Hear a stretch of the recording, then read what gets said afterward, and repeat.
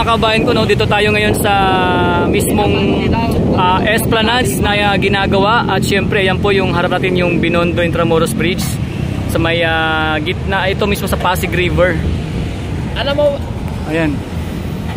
Yan. Inaano nila, pinapalaliman nila, idol, yung ano, tinatanggal nila yung mga burak-burak. Yan ang yung mga pambara-bara. Nagbangga ng digi. Yung ganito.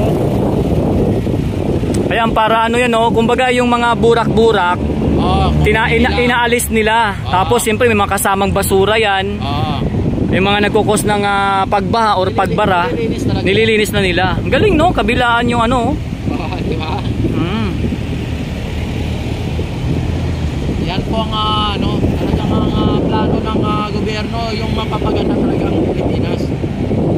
Pag ganyan pa lang gagawin, tuloy-tuloy na ganyan, di maiwasan na talaga yung yung tibok doon, yung mga basura na naipit sa ilalim. O yung mga kasi binubungkal lang nila, tingnan mo.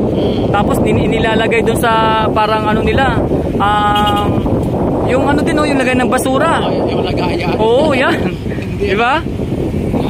Pag nagtuloy-tuloy pala yung ganyan palagi, malilinis talaga tong kahaba ng Pasig River. Saka makita mo, idol, hindi sa mabilis ang takbo ng tubig kasi sa ilalim ng tubig yung mas malakas, current. Yung current. Sa ilalim.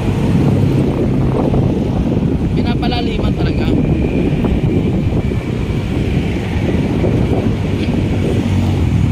Ayan, sabi ni Infinite Stream, yan idol, Infinite Stream, kami lang sa Tapo Esplanade. Yan, sa Esplanade, Daddy D. Opo, Daddy D po ito. Yan o. Yan po ang tinuturuan namin Ronnie Ricketts. Tapos si Ronnie Ricketts talaga idol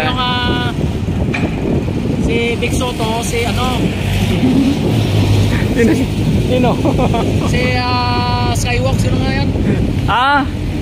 Dito tayo. Ating makita makita ng maayos. Ito yung mga maganda kino-cover, yung nalalaman ng ating mga kababayan. Kasi nga, syempre, ito yung kagandahan sa natin, no? Sa nangyayari ngayon dito sa, for example, nandito tayo ngayon sa may Pasig River, di ba? So nakikita nyo talagang tuloy-tuloy ang ginagawang way para maibsan yung mga basura na nakasiksik or nakalubog dyan, no? Talagang binubungkal mga kabayan para makuha yung mga burak-burak or mga putik-putik, no, na nagsasanhi ng mabahong amoy. At higit sa lahat yung mga basura na talagang naiipon dyan sa may ilalim. So makikita po natin na ayan ang ginagawa nila dito mga kabayan ko, no? Tingnan nyo po, habang sinuzoom po natin, makikita natin na marami na silang nakolekta dyan na na parang mga burak-burak.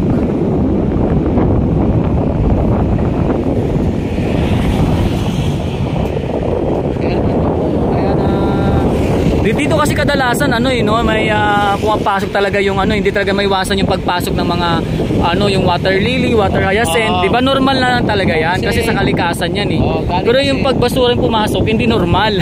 Yan. Di ba? Hindi naman idol, ang ganda pala dito. Tangkita mo, no? Forma ng Esplanade, no? Naloobat lang yung isang cellphone ko Oo nga. Yan, dito pala. Sa sunod, pagka gabi, dito ako magbibideo. Makita mo yung pinaka ng lugar, no? Pala dito, ibibideo mo dito pag gabi, Ganda. Grabe. Ganda ng So yung parang halimbawa pag nakasakay ka ng ferry, hindi ka makakaramdam dito ng haba ng biyahe. Kasi habang bumabiyahe ka, marami kang mapapanood o makikita sa dadaanan mo para ma-enjoy mo ba yung pag-trip o yung pagbiyahe mo sa ferry, di ba, no? Tama. Tapos pagdating mo diyan, mayroon ka pa makakainan, no? May kumbaga kasamang pamilya mo, banding kayo diyan, no? Diba? Marami. Grabe mga babayan, ang ganda po pag masdan talaga, Yan, kung hindi nakikita mga babayan, Lalo siguro pa natapos yan, idol. Ang yan na idol, 2030 daw matagal pa talaga, no? 2030 pa. Oo. So yan po, ito yung tinatawag na Phase 1C. Phase 1C. Phase 1C, ayan mga kabayan ko, no, dito nga sa, at ito po yung Pasig River syempre. At ayan po yung Binondo Intramuros Bridge. And syempre sa likuran naman natin mga kabayan, o dito sa may side na to, yung papuntang Divisoria or Chinatown, ayan po yung nauna natapos na Esplanades, no? Ano yan doon? Phase 1B. Phase 1B. A. Yun. So nasa ano po tayo, nasa bahagi po tayo ng Jones Bridge.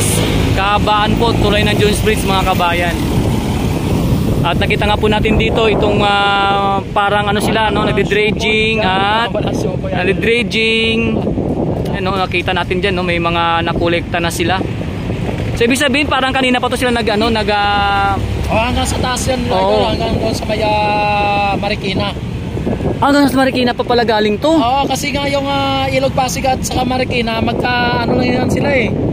So, halimbawa, pag pumunta ka ng ito sa kanan ng Marikina, ito sa kaliwa yung Pasig.